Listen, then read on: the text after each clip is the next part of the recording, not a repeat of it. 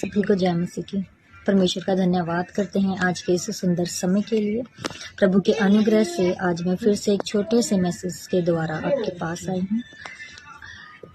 परमेश्वर का धन्यवाद करते हैं इस छोटे से मैसेज के लिए जो खुदा ने मेरे मन में डाला है कि मैं आप सबके साथ शेयर कर सकूं। छोटा सा मैसेज कि आइए उठे और कुछ करें खुदा की महिमा के लिए। परमेश्वर के वचन में बहुत ही अच्छी उदाहरण दी है, एक धनवान व्यक्ति और गरीब लाजर। कहीं हम उस धनवान व्यक्ति की तरह तो नहीं, संसार में सुख विलास में इतना खो गया कि उसको सामने पड़े गरीब लाजर का दुख नहीं दिखाई दिया।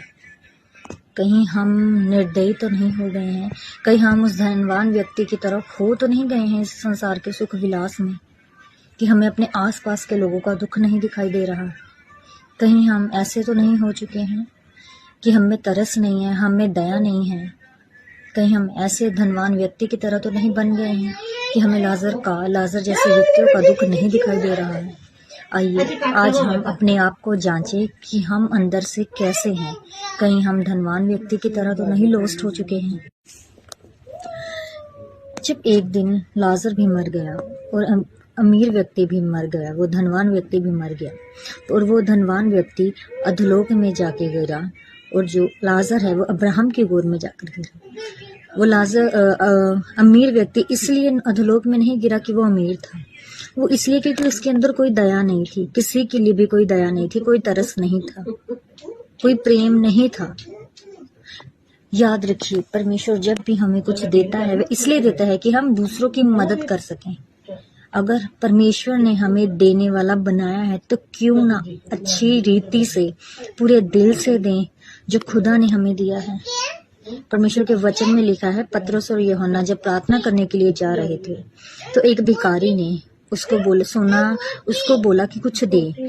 तो पतरस और यूहन्ना ने बोला, सोना चांदी तो हमारे पास नहीं है, पर जो कुछ हमारे पास है वो हम तुझे देते हैं, प्रभु यीशु के नाम से चल फिर। उन्होंने दिया।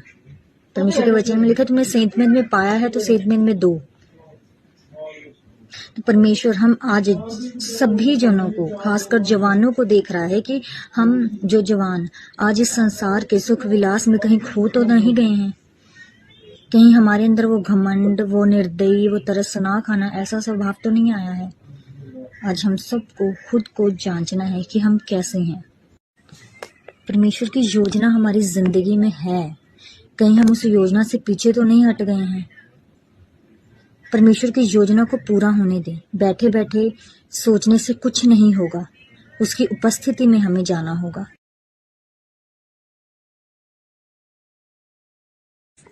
हमें परमेश्वर की उपस्थिति में जाना होगा, तभी परमेश्वर की जो योजना है हमारे जीवन में वो पूरी होगी। ऐसे बैठे बैठे सोचने से कुछ नहीं होगा। आइए उठें और कुछ करें। यही आज मेन टाइटल है इस मैसेज का कि आइए उठें और कुछ करें। ऐसे बैठे बैठे सोचने से कुछ नहीं होगा। परमेश्वर की योजना हमारी जिंदगी में है, हमें उस योजना को जानना है कि खुदा हमसे क्या काम लेना चाहता है। खुदा ने हमें क्यों इस धरती पर भेजा है। उसने अपनी महिमा के लिए हमें भेजा है कि हम कई रूहों को बचाएं। जैसे खुदा ने हमें बचाया, हम भी आगे रूहों को बचाएं उस खुदा के लिए। सबसे पहले खुदा की योजना ये है कि जो खुदा ने गिफ्ट्स हमारे लिए रखे हैं उन दानों वरदानों को खुदा हमें दे। यदि हमारे अंदर वही कूड़ा करकट, वही निर्दयी, तरसना आना, प्रेम ना होना हमारे अंदर भरा हुआ है तो वो खुदा के गिफ्ट्स जो दान वरदान खुदा ने हमारे लिए रखे हैं वो कैसे हमारे अंदर आएंगे, वो चीज़ कैसे हम प्राप्त कर सकेंगे। ये तब तक नहीं होगा जब तक हम अपने आप को खाली नहीं करते, जब तक हम किसी के प्रति तरस नहीं रखते, दया नहीं रखते, प्रेम नहीं रखते। हमें अपने आसपास देखना है कि कोई लाजर व्यक्ति की तरह ज़रूरतमंद तो नहीं, कहीं हम धनवान व्यक्ति की तरह तो नहीं। हमें ये सब देखना है, हमें खुद को जांचना है कि हम कैसे हैं। हमें खुदा की उपस्थिति में हर रोज़ जाना है, बाइबल पढ़नी है, वचन पढ़ना है, खुदा के सुसमाचार को सुनाना है। खुदा ने हमें अपनी महिमा के लिए भेजा है। उसकी महिमा को पूरा करें, उसकी महिमा को होने दें अपने जीवन में से, उसकी योजनाओं को पूरा करें। परमेश्वर के वचन में लिखा है, यदि मैं मनुष्य को खुश करता तो परमेश्वर को खुश नहीं कर सकता। हाँ, पर आज हम जो हैं हम सिर्फ मनुष्य को खुश करने में लगे हुए हैं। यदि हम हर रोज खुदा की उपस्थिति में जाएं, तो खुदा इस चीज से खुश होता है। आइए हम आज खुदा की योजना को जानें। जिस काम के लिए खुदा ने हमें भेजा है, उस काम को पूरा करें। अपने जीवनों में से खुदा की महिमा को होने दें। हम अपने आप में खोए हुए ना रहें, हम उस खुदा में खो जाएं। हमारा प्रेम उस खुदा से इतना बढ़ जाए, हम उसमें लीन हो जाएं।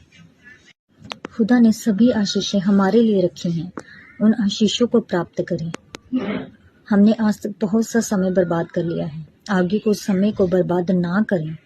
आइए उठें, कुछ करें खुदा की महिमा के लिए और समय बर्बाद ना करें।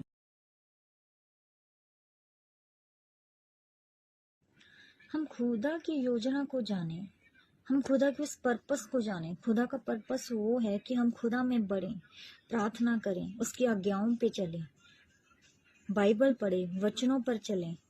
खुदा की महिमा हमारे जीवनों में से हो। खुदा इस चीज से खुश होता है। हम शैतान के पर्पस को अपनी जिंदगी में एंटर ना होने दें। शैतान का काम है सिर्फ डराना, वो कुछ नहीं कर सकता, वो सिर्फ डरा सकता है। खुदा की योजना को जाने कि खुदा ने हमारे लिए क्या किया है, अपना लहू बहाया है।